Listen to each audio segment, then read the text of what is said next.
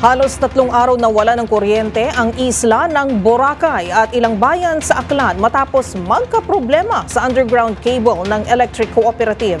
Sa panayam sa programang 2x2, sinabi ni National Electrification Administrator Antonio Almeda na nag-bypass muna ng linya ng NGCP at Aklan Electric Cooperative upang pansamantalang maibalik ang supply ng kuryente.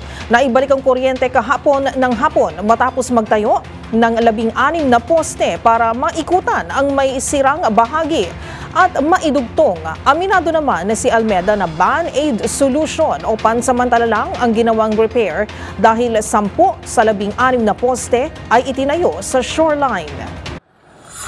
Band-aid solution lang ito. Ayun, yun nga sasabihin natin. Ang mga 10 sa 16 na poste ay tinayo sa shoreline, no? So medyo hindi ideal 'yon. So nakikipagtulungan kami ngayon sa NGCP.